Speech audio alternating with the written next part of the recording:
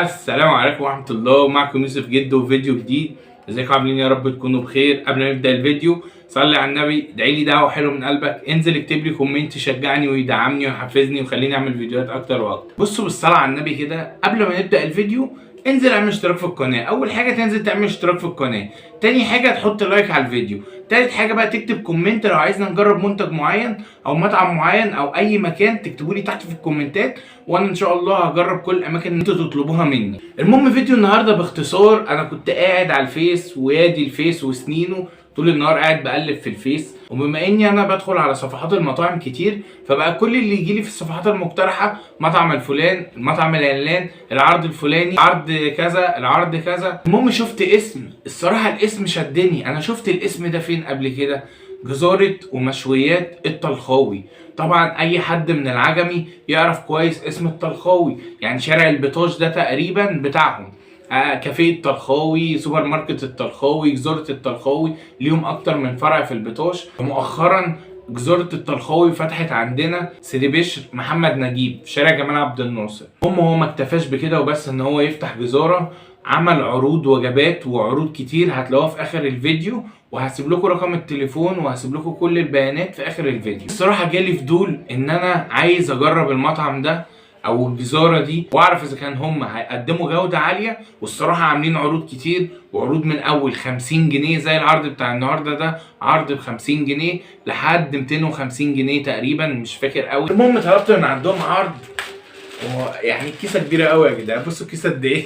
المهم طلبت من عندهم عرض اسمه عرض التوفير. العرض ده عباره عن ايه؟ 6 صوابع كفته ورز معاهم طحينه ومخلل وعيش، والعرض ده سعره 50 جنيه. يلا بينا نجرب. مش هنجرب على طول، تعالوا نشوف العرض الاول.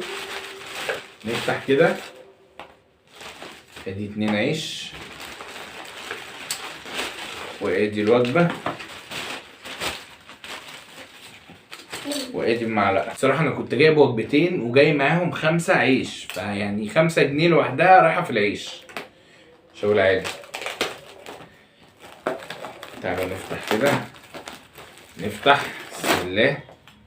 انا شامم ريحه طيبه. حط العيش على جنب. طبعا انتوا بتحبوا ايه؟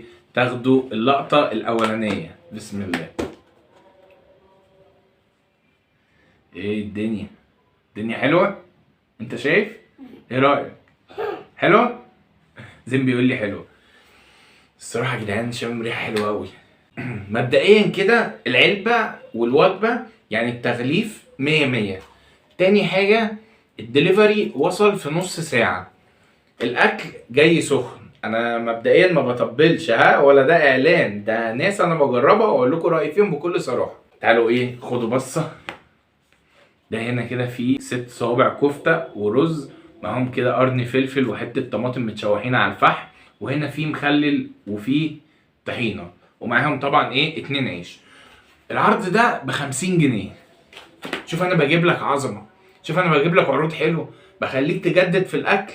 ما استاهلش منك اللايك المتين، وانا بقول لك حط لايك متين على الفيديو. اهم حاجه يبقى اللايك متين، دي هتبقى الكلمه بتاعتنا خلاص.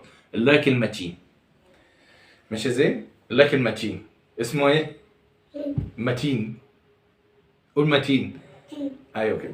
طبعا العيش ده اللي هو العيش اللي بيتباع في الفران الشامي، جاي طازه وحلو. بصراحه يا جدعان الريحه تفتح النفس لوحدها. تعالوا بقى ايه ندخل على الرز. والرز شكله حلو كده ومفلفل. تعالوا ايه خدوا بصه، الدنيا هتتبهدل. خدوا كده بصه، بس الرز حلو مفلفل ازاي. يلا ندوق. بسم الله. الرز مستوي حلو قوي مفلفل. في عارفين كده في الرز اللي هو بيلمع كده، ده انا بحبه قوي. اما الكفته اتحطت عليه ادت للرز طعم الشوى اللي هو طعم الفحم كده، فخليته في حته تانية خالص. بصوا عايز اوريكم حاطط قرن فلفل كده. بصوا الحلويات. الحاج عندي بقى يحب الحاجات دي قوي، انا يعني ايه اخاف بصراحه ادوس فيها، ممكن تطلع حاميه توديني في داهيه. بصوا هو صوابع الكفته مش كبيره يعني صغيره، بس يعني ايه 50 جنيه برضو 6 صوابع من دي. يعني بص ده حجم الصوبع كده. انا حاسس ان انا بطبل له صح، يعني حاسس ان انا عامل له اعلان كده. يلا بقى ورزقه. بصوا ده حجم الصوبع. تعالوا ندوق كده واحده الاول قبل الطحينه. ندوق بسم الله. واحده بالطحينه كده تستاهل بقكم. اللي يعمل لايك انا هعزمه على وجبه من دي. اللي هيعمل لايك ويكتب لي تحت اعزمني يا جدو هعزمه على وجبه من دي. ايه رايكم بقى؟ يلا ندوق بسم الله. انا شايف ان الطحينه عايزه تدق لوحدها. ناخد واحده كده. بص الطحينه ماسكه نفسها ازاي. الصراحه انا بحب القوام ده قوي. بسم الله. واحده بقى ايه، حته كفته كده مع حته طحينه بالعيش. الصراحه يا جدعان الطحينه جامده قوي. كفته حلوه فيها عضه سنه بس تعدي، يعني تتبيلتها حلوه وطعم الشوا فيها جامد قوي. الصراحه في الاجمالي وجبه حلوه تعجبكم قوي. انا عن نفسي هديها 10 من 10.